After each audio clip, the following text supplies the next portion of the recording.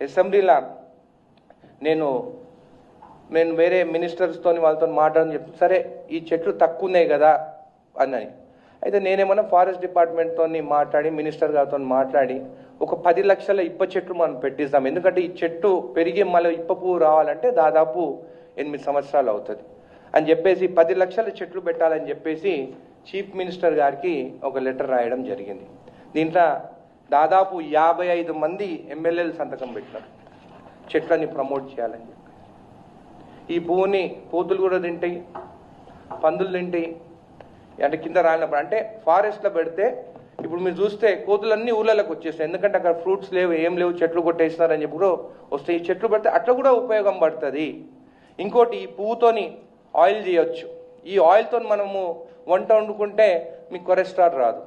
పువ్వుతోని మనం టీలో పెట్టుకొని మసాలా పెట్టుకొని తాగితే షుగర్ కూడా మనకి షుగర్ యూజ్ చేయాల్సిన అవసరం లేదు. దీంతో మనం తాగొచ్చు. సోప్స్ చేయొచ్చు.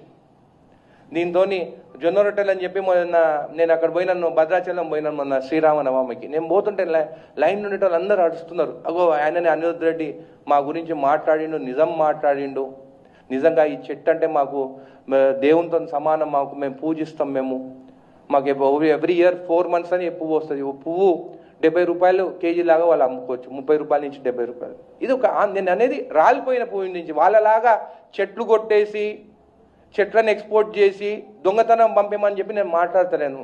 ఆంధ్రాలో చేసేటట్టు మీకు అందరు తెలుసు, గంధం చెట్లు అంతా ఎంత దొంగతనంగా చేస్తుండే, ఎట్లా చేస్తుండే, ఎంతమందిని ఫైరింగ్ అయింది అక్కడ అనేది అందరికి తెలుసు. నేను ఓన్లీ రాలిపోయే పువ్వు అసెంబ్లీలో నేను వేరే మినిస్టర్స్తో వాళ్ళతో మాట్లాడని చెప్పి సరే ఈ చెట్లు తక్కువ ఉన్నాయి కదా అన్నని.